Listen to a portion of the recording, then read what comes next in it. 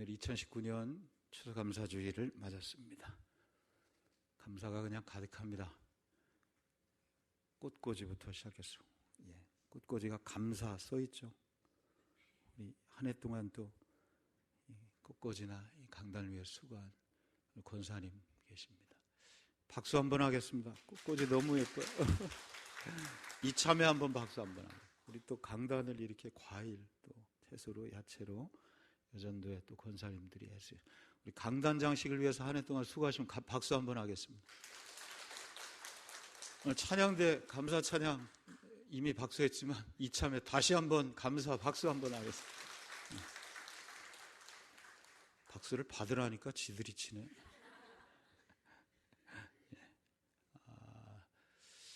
감사의 냄새가 우리 본당 안에 가득해서 너무 감사드립니다. 근데 한 생명 전도하기로 했는데 다 어쨌어요? 다 왔어요? 다 숨어 계신가? 의자 밑에 계신가? 2부 예배 때 와요? 네. 큰일 났네. 2부 예배 때 안 오면 1부 예배 때 왔다고 할 수도 없고. 그래도 하나님께 감사하겠습니다. 할렐루야. 네. 목사는 추수감사주일에 부담이 조금 있습니다. 일단 설교가 좀 부담돼요. 당연히 감사 설교를 해야 되는데 추수감사주일, 맥주감사주일, 제가 영락교회 와서도 뭐 감사 설교만 해도 30번을 넘게 했습니다. 감사는 하는데 감사 설교가 좀 궁합니다. 진짜 힘든 것은 감사주일을 생각하며 감사하기 어려운 상황에 교우들이 눈에 걸립니다. 그게 사실은 제일 어렵지 않을까. 마음이 없는 감사가 될까, 그런 예배가 될까 두렵기 때문입니다. 감사보다는 위로와 소망의 말씀을 전하는 게 더 낫지 않을까, 이런 마음으로 설교 원고를 준비하게 됩니다. 우리 교회를 둘러봐도 뭐 올해 굉장히 감사할 게 뭐 있나, 굉장한 부흥을 했나, 세가족이 한 1000명 정도 왔나, 우리 교회를 건축했나, 우리 물밑에 잠겨있는, 숨어있는 우리 교회 문제가 있다면 그 해결됐나, 감사할 것들이 뭐가 있나 생각해 봅니다. 그러나 그럼에도 불구하고 저는 이 자리에 모든 성도들에게, 여러분 일부 예배 드리는 성도들에게 감사를 권면하고 싶습니다. 아니, 억지로라도 감사해 보자고 강권하고 싶습니다. 인공호흡을 할 때 얼마나 간절해요. 해보셨습니까? 죽어가는 이에 끊어진 숨을 이어보려고 묻어 애를 씁니다. 이 숨을 불어넣어 주지 않으면 이 숨 끊어져서 완전히 그 사람이 죽는 것입니다. 이 감사절에 하나님의 심정 아닐까, 이렇게 생각해 봐요. 당신의 입을 우리 입에 갖다 대십니다. 감사가 끊어져서 죽어가는 인생들, 우리를 살리려는 다급한 심령이 하나님의 마음속에 있는 것 아닐까. 분명합니다. 가장 행복한 사람은 감사하는 성도입니다. 가장 큰 믿음은 감사하는 믿음입니다. 분명하죠. 하루의 마지막 기도가 감사합니다 인 사람, 올 한 해 송구영신 예배 때 한 해 마지막 기도가 감사합니다 주님 인 사람 행복하죠. 나가서 생애 마지막 기도 또한 감사합니다, 감사한 것뿐이었습니다. 할 수 있다면 그 인생 잘 산 것이다, 잘 산 것이다. 우리 한번 또 읽어볼까요? 이 앞에 시작. 이쪽이요? 하나님, 모든 것이 하나님 은혜입니다. 하나님 은혜 감사합니다. 할렐루야. 나는 행복한 사람입니다, 이런 시가 있어서 제가 이렇게 처음 봤는데 너무 좋아요. 그래, 목자의 그래 다른 글 싫지 않고 이렇게 실었으면 김옥춘, 제가 사실 잘은 몰라요. 이렇게 잘은 무명의 시인 같은데요. 이런 나는 행복한 사람, 이런 시를 썼어요. 한번 보세요. 걸을 수만 있다면 더 큰 복은 바라지 않겠습니다. 그 뒤는 여러분이 읽어요. 한 절 한 절. 제가 앞에 걸을 수만 있다면 더 큰 복은 바라지 않겠습니다. 그렇게 설 수만 있다면 더 큰 복은 바라지 않겠습니다. 누군가는 지금 그렇게 기도하고 있겠죠. 이것을 위해서. 들을 수만 있다면 더 큰 복은 바라지 않겠습니다. 말할 수만 있다면 더 큰 복은 바라지 않겠습니다. 볼 수만 있다면 더 큰 복은 바라지 않겠습니다. 살 수만 있다면 더 큰 복은 바라지 않겠습니다. 예, 그렇겠죠. 누군가는 지금 그렇게 기도하고 그 병원에서, 그 가정에서 그 마지막 순간 이렇게 기도하고 있을 것입니다. 제가 뒤에 읽을까요? 놀랍게도 누군가의 간절한 소원을 나는 다 이루고 살고 있습니다. 놀랍게도 누군가가 간절히 기다리는 기적이 내게는 날마다 일어나고 있었습니다. 부자 되지 못해도, 빼어난 외모 아니어도, 지혜롭지 못해도 내 삶에 날마다 감사하겠습니다. 날마다 누군가의 소원을 이루고 날마다 기적이 일어나는 나의 하루를, 나의 삶을 사랑하겠습니다. 어떻게 해야 행복해지는지 고민하지 않겠습니다. 내가 얼마나 행복한 사람인지 날마다 깨닫겠습니다. 나의 하루는 기적입니다. 나는 행복한 사람입니다. 나는 행복한 사람입니다. 할렐루야. 한편은 무슨 설교 같아요. 너무나 귀한 시인데요. 오늘 추수감사주일 한 가지입니다. 감사하는 인생, 감사를 회복하시기를 축원합니다. 오늘 본문의 시인 다윗은 다른 어떤 것보다 다윗은 참 여러모로 하나님 앞에 그 마음에 합한 존재이지만 특별히 감사를 많이 해요. 감탄 많이 하고 감격을 많이 합니다. 오늘 말씀 14절에 보면 14절만 한번 읽어볼까요? 시작. 내가 주께 감사하오면 나를 지으심이 심히 기모하심이라 주께서 하시는 일이 기함을 내 영혼이 잘 아나이다. 아멘. 내가 주께 감사하오면, 한번 따라할까요? 내가 주께 감사하오면. 오늘 본문이 속해 있는 시편 139편은 하나님의 임재에 대한 가장 탁월한 본문 가운데 하나님이 임재하신다. 다윗은 오늘 본문 전체에서 139편 전체에서 하나님 임재에 대해서 아주 감사하고 있습니다. 1절에 한번 보세요. 1절만 한번 읽어봐요. 시작. 여호와여 주께서 나를 아시나이다. 아멘. 이렇게 시작. 5절 보면 주께서 나의 앞뒤를 둘러싸시고 내게 안수하셨나이다. 9절에 내가 새벽 날개를 치며 바다 끝에 가서 거주할지라도. 10절에 거기서도 주의 손이 나를 인도하시며 주의 오른손이 나를 붙드시리이다. 17절 하나님이여 주의 생각이 내게 어찌 보배로운지요 그 수가 어찌 많은지요. 18절 내가 세려고 할지라도 그 수가 모래보다 많소이다. 내가 깰 때에도 여전히 주와 함께 있나이다. 시편에 나오는 감사장이에요. 우리 감사장입니다. 눈을 뜨고 눈을 감고 있어도 감사, 앉았을 때도 감사, 일어서도 감사, 잠을 자다가 깰 때에도, 사는 것 자체가, 이 모든 것이 감사이고 감격입니다. 다윗이 이렇듯 어려움 속에서도 감사하자 끝내 그가 어려움을 이기고 승리하는 길을 열어가게 된 것입니다. 감사하자, 어려움 속에서 감사하자 승리하는 길을 열게 되었던 것입니다. 춘천 중앙교회가 있어요. 바로 옆에 이제 우리 춘천에 가면 춘천 중앙교회. 춘천에 있는 어머니 교회입니다. 굉장히 오래된 교회고, 감리교회. 모범적이고 건강하게 부흥하는 큰 교회입니다. 3년 전, 2016년 7월 정도 되죠. 여름이죠. 3년 전에 큰 불이, 엄청 큰 불, 기억하십니까? 큰 불이 났습니다. 권호서 목사님이라고. 난리가 났었죠. 다 탔습니다. 교회가 다 타버렸어요. 교회가 건물이 오래되지도 않았어요. 몇 년 전에 지은 건물이 다 타버렸습니다. 성도들이 다 주저앉아, 망연자실. 마음속에 막 원망도 있고 불평도 있습니다. 이런저런 말들이 교회 안에 얼마나 많아요. 왜 아니겠어요? 특별히 그 가운데 소방서에 대해서 소원하게 많아요. 좀 더 일찍, 또 더 빨리 좀, 또 정확하게, 이런저런 그게 있었나 봐요. 그래서 아주 그랬으면 우리 교회가 많이 타지 않았을 텐데 하는 이런 여러 가지 말들이 잿더미 위에서 성도들이 그런데 이렇게 전수된 교회가 한 1년 만에 복원되었습니다. 1년 만에. 오히려 더 좋은 예배당으로 새롭게 다시 지어졌습니다. 담임 목사님 그 이유를 감사해서 찾습니다. 그 후에 이런저런 지면에서 이제 인터뷰하는 것을 보면 감사해서 그 이유 찾습니다.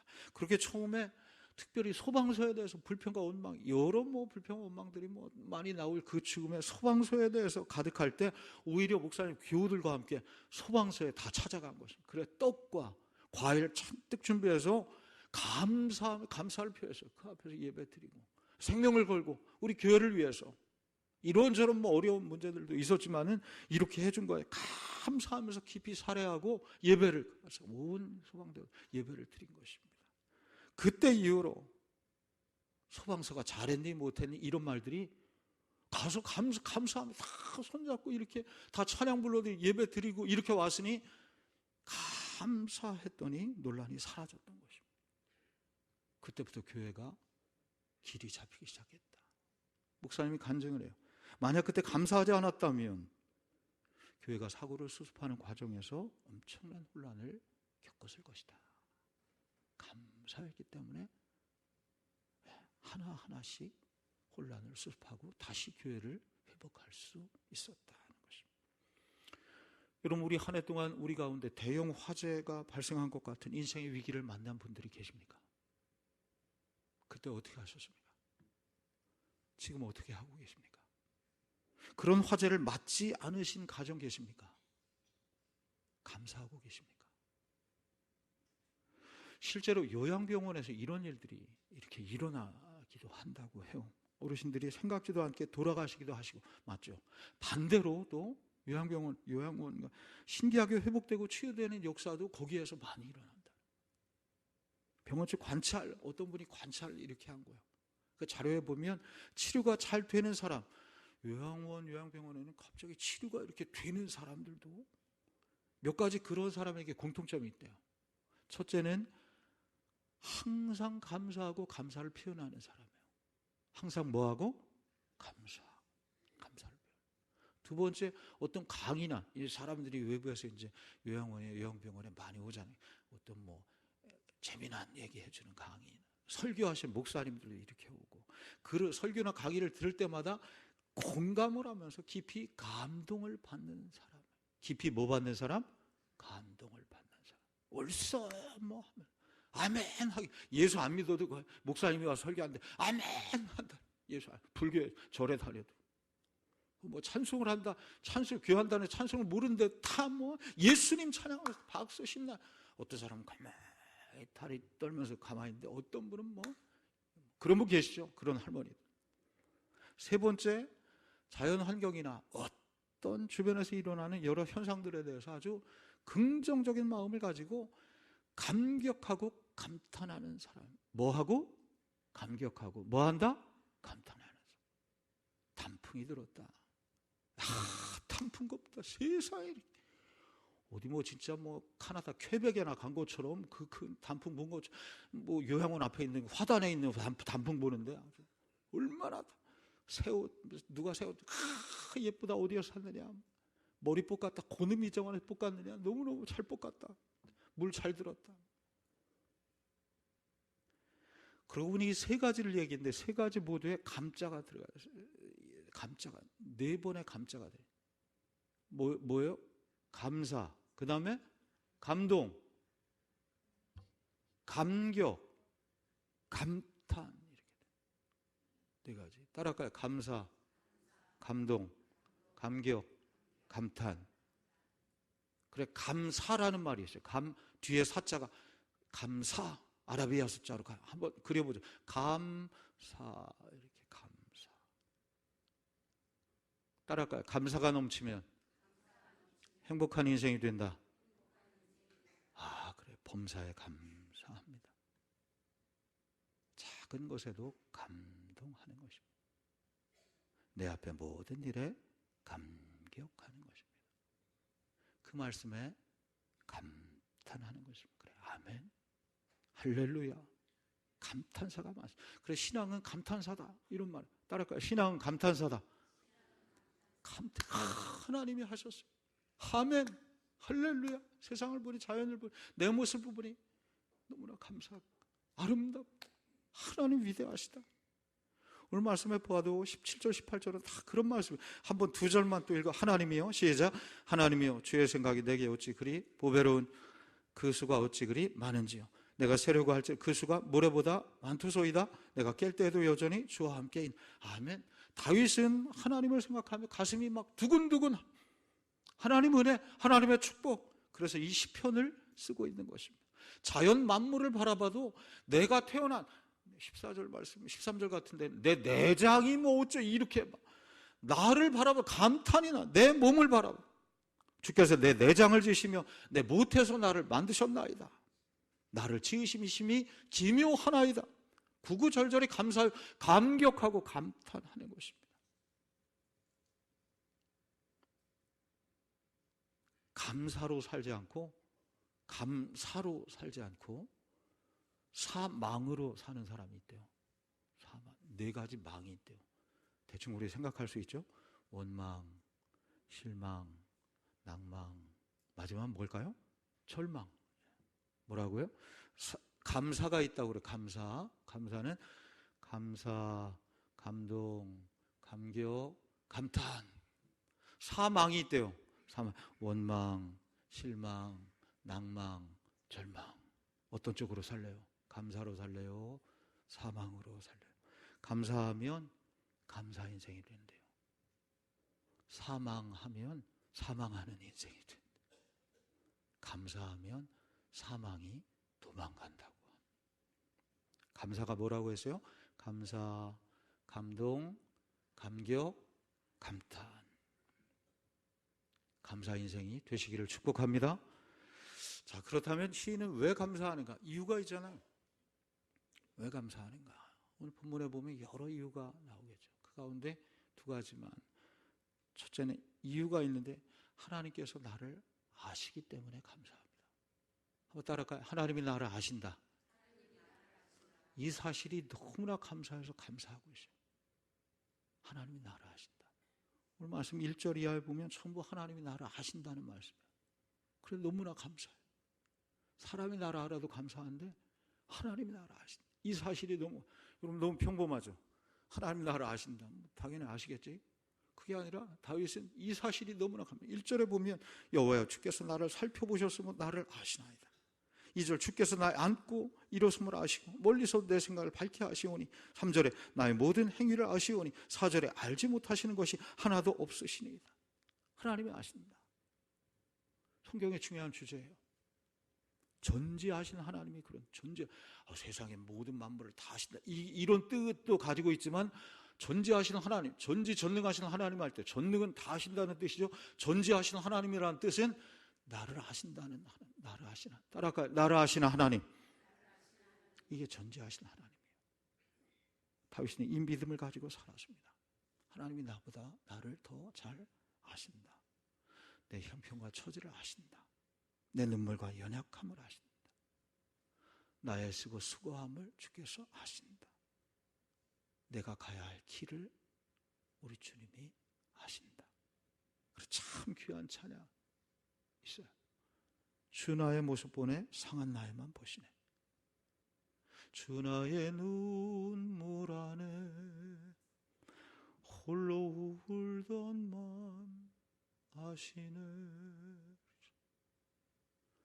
세상 소망 다 사라져가도 주의 사랑은 끝이 없으니 살아가는 이 모든 순간이 주 은혜임을 나는 믿네.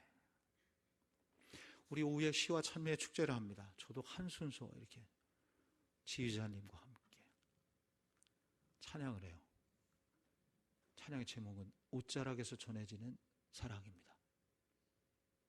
마가복음 5장이죠. 혈류병 걸린 여인. 그 여인이 예수님의 옷을 잡아요. 그리고 났어요. 생각해보면 옷자락을 잡았는데 그 손에서 뭔가 전해졌을 거 아니에요. 그냥 메칼 없이 가만히 있는데 갑자기 났어?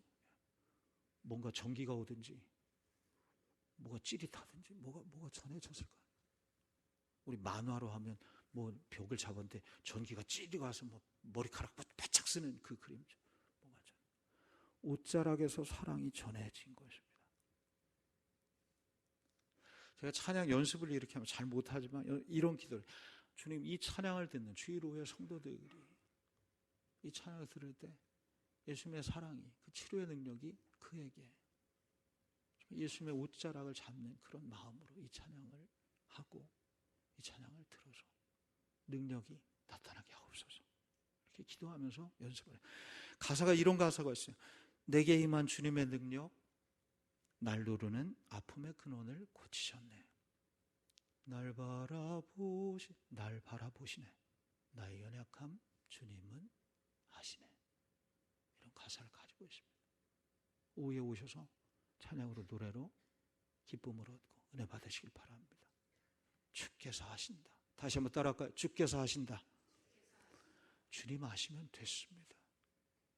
아시는 하나님께서 반드시 치료하시고 반드시 갚아주시고 반드시 회복하실 줄 믿습니다. 나를 아시는 주님, 그 주님이 계시기에 내가 감사할 수 있다. 다윗의 감사 첫 번째 이유입니다.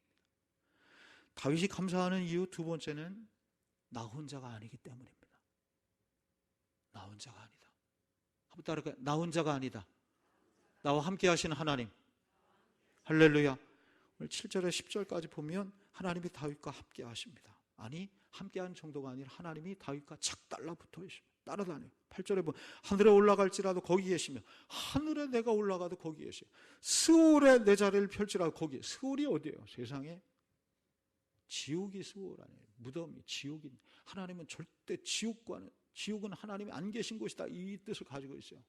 세상 어디에도 다 하나님이 계신데 지옥은 왜 지옥인가? 하나님이 안 계셔서 지옥인데 내가 혹 지옥에 간다는 뜻이야. 지옥 같은 절망, 무덤 같은 형편에 처한다 할지라도 주께서 거기 함께 따라오신다. 9절에 내가 새벽 날개치면 바다 끝에 거주할지라. 저 태평양, 우리 뭐 그런 말 많이 해. 태평양 고래배 속에 들어가 봐라. 내가 태평양 저 고래, 유나가 그랬던 거죠. 저 바다 끝 고래배 속에 들어갈지라도 주께서 거기까지 나를 따라오셨다. 10절에 거기서도 주의 손이 나를 인도하시며 주의 오른손이 나를 붙드시리라. 하나님 마치 무슨 스토커예요, 스토커. 진짜 하늘에 가도 바다 끝에 스올에 처한다 할지라도 거기까지 따라오신다. 하나님은 나를 아실 뿐더러 알고 가만히 팔짱 끼고 계시는 것이 아니라 그 하시는 하나님께서 나와 함께 하신다. 내 홀로 있는 곳 그곳에 같이 하신다. 여러분, 이 믿음이 있다면 우리 절대 낙심하지 않을 것입니다. 절대 신앙 떠나지 않을 것입니다. 나는 혼자가 아니라. 사람은 누구나 사실은 혼자죠. 언젠가는 혼자가 됩니다. 사람들이 이렇게 많아도 혼자일 때가 있습니다. 아무도 내 마음 몰라줄 때 혼자가 됩니다. 누구에게 실망했을 때, 오랜 병으로 짐이 되는 인생이라 여겼을 때 우리는 마음 문을 닫고 혼자의 섬에 거하게 됩니다. 야곱이 그랬죠. 아버지에게 쫓겨나 생면부지 외삼촌 집으로 도망갈 때 황량한 광야에서 돌베개 베고 누운 그날 밤, 루스라는 곳이죠. 그는 혼자였습니다. 이제 집으로 돌아갈 수도 없습니다. 외삼촌 집까지 광야를 거쳐가야 됩니다. 거기서 몇 년 얼마를 살아야 될지 누구 기댈 사람이 없습니다. 그때 사닥다리 통해서 하나님께서 그 음성을 들려주십니다. 창세기 28장 15절이 너무나 귀한 말. 내가 너와 함께 있어. 내가 어디로 가든지 너를 지켜주며 너를 이끌어 이 땅으로 다시 돌아오게 할지라. 내가 내게 허락한 것을 다 이루기까지 내가 너를 떠나지 아니하리라. 이 음성이 사자를, 여호와의 천사를 통해서, 사닥다리 오가는 천사를 통해서 하나님께서 야곱에게 말씀하십니다. 혼자 있는 야곱에게, 루스에서 돌베개 배. 그래, 그 말씀 바로 뒤에 창세기 28장 16절에 야곱이 이렇게 고백해요. 여호와께서 과연 여기 계시거늘 내가 알지 못하였도다. 그냥 나 혼자 있는 줄 알았어요. 우리 그런 분 계시, 이 자리 예배하면 나 혼자 무슨 하나님 같이 계시니. 야곱이 그렇게 생각했어요. 근데 그 음성을 듣고 깨달아, 여호와께서 여기 계시거늘 내가 알지 못하였다. 야곱이 몰랐지만 하나님께서 야곱과 함께 거기까지 따라오신 것입니다. 하나님은 이삭의 아비의 집에만 계신 것이 아니라 이 광야, 루스, 나 혼자 있는 돌베개 베고 있는 곳, 여기에 주님께서 따라오신 것입니다. 그래서 그곳을 야곱이 베델이라 이름을 고쳐버려. 하나님의 집이라는 뜻이에요. 하나님이 계시는 곳이다. 혼자였던 땅 루스가 하나님을 만나는 곳, 하나님 체험하는 곳, 베들레헴입니다. 그때 그 하나님은 오늘도 살아계시어서 우리 곁에 계시는 줄 믿습니다.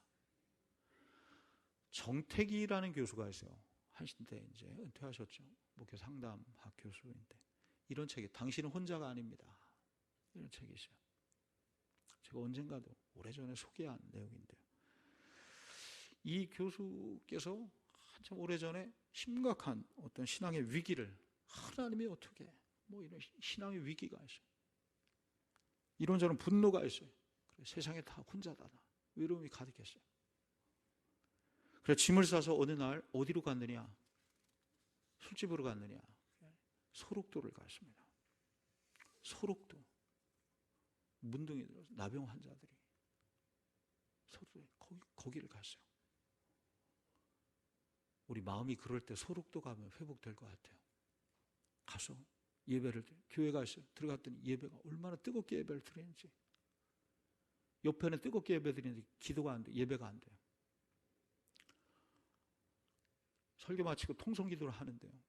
통성기도를 해요. 가만히 있는데 뒤에서 어떤 분이 기도를 얼마나 뜨겁게 가슴을 후벼 파며 기도를 말을 잘 못해요. 말을 잘 못해요. 다 거기 있네. 제대로 말을 하면 이거 하나님 내게 주신 은혜가 이리 큽니까? 제가 어떻게 그 은혜를 갚을 수 있어요? 이런 기도를 한마디 하는 게 너무나 어려운. 그래 한번 돌아봤다는 거야. 돌아봤는데 슬쩍 기도하는 얼굴이 정말 얼마나 심각한지 알아볼 수 없을 정도 흉측한 60대가 넘은 흉측해서 알아. 그런데도 감사할 게 얼마나 많은지 하염없이 계속 그 정말 표현이 그렇지만 정말 사람 같지 않은 얼굴인데 하염없이 그 눈에서 눈물을 흘리면서 그거에 마음이 확 진짜 뜨거운 것이 확 속에 들어와서 같이 눈물을 흘리며 신앙이 같이 뜨겁게 기도하면서 회복되었다. 정말 이 교수도 통곡을 하면서 같이 기도함으로 감사가 은혜가 회복이 되었다. 기도회가 끝나고 예배가 끝나고 물어봤대요. 그분에게 무슨 은혜가 그렇게 많습니까? 무슨 은혜가? 이분이 말을 못해요. 가만히 산만 바라보다가. 그러니까 그 말을 하는 거예요. 내가 문둥병 걸리자 다 떠나버렸다는 거예요. 친구들도 피부치도 가족. 이 소록도까지 누가 나를 따라왔더군요. 누가 나를 따라왔어? 할머니가 따라오셨군요. 아이, 할망구는. 그럼 누가 따라왔어요? 누가 따라왔어요? 예수님이 따라오셨어요. 예수님이 따라오셨어요. 그분이 내게 삶과 소망과 기쁨을 주셨어요. 인생의 의미를, 내가 살아야 되는 이유를 내게 주셨어요. 내가 그 은혜 너무 감사해요. 너무나 감사해요. 여러분, 어떤 경우에도 우리는 혼자가 아닙니다. 우리 주님께서 우리와 함께 하심을 믿으시기 바랍니다. 삶의 문제 앞에서 세상에 나 혼자라는 고독이 찾아올 때 주님이 나와 함께 하심을 믿는 것입니다. 그리할 때 우리는 감사가 회복될 수 있습니다. 마지막으로 우리 무엇보다 감사의 원조는 우리 예수님이시죠. 주님은 부족함 가운데서도 감사하셨습니다. 그래서 사복음서에 다 들어있는 말씀, 오병이어 사건, 작은 것이지만 축사하셨다. 살에 감사하신 것이죠. 그리고 나눠주셨더니 5,000명을 먹이는 기적이 일어났습니다. 주님은 십자가 죽음 앞에서 감사하시죠. 최후의 만찬, 떡과 잔을 떼시면서 축사, 즉 살해하셨다. 감사하셨다. 부활의 소망이 분명하셨기 때문입니다. 그 주님께서 우리에게 영원한 생명을 주시죠. 영원한 생명을 주시죠. 여러분, 이 자리, 예배드린 자리는 구원받는 자리입니다. 구원의 하나님을 만나는 자리입니다. 구원이 무엇입니까? 죄로 인해서 죽을 수밖에 없는 우리에게 인간의 생명을 얻는 것입니다. 구원이란 예수 그리스도를 믿음으로 하나님의 자녀가 되는 것입니다. 구원은 무엇입니까? 하나님과의 관계가 회복이 되어서 이 땅에서 천국을 사는 것입니다. 구원은 무엇입니까? 무엇보다 궁극적으로 우리가 주고 하나님 나라 천국의 영원한 분향에 이르는 것이 구원이에요. 예수 그리스도께서 감사함으로 십자가 지시고 부활과 영생을 통해서 우리에게 이 구원을 허락해 주시고, 예수 그리스도를 영접하는 자에게, 사실 이 말씀은요, 오늘 새 가족이 한 수천 명 올까 봐 예수님 영접하십시오, 예수 믿으면 구원이라는 걸 받습니다, 이 말씀, 그래 새 가족이 가득해서 오늘 처음 오신 분 계십니까 하면서 이 설교를 하려고 했는데, 근데 우리한테도 다 필요하죠. 이 말씀 우리한테 안 필요합니까? 필요하죠. 할렐루야. 구원에 대한 말씀 매주일 전에도 새로운 것입니다. 예수 그리스도를 영접함으로 우리가 구원을 받은 줄 믿으시기 바랍니다. 영원한 생명을 얻어서 하늘나라 천국을 이 땅에, 그리고 그날에 이르게 될 줄 믿습니다. 우리가 감사하며 살아야 되는 가장 큰 이유입니다. 주께서 나를 아신다. 그 아시는 주님이 나와 함께 하신다. 그 주님께서 우리에게 구원과 영생을 주셨다. 우리가 오늘 살아가면서 어느 때든지 감사하며 다시 시작해야 되는 이유입니다. 감사가 회복돼서 다시 시작하는 주의 백성이 되시기를 주의 이름으로 축원합니다. 기도하겠습니다.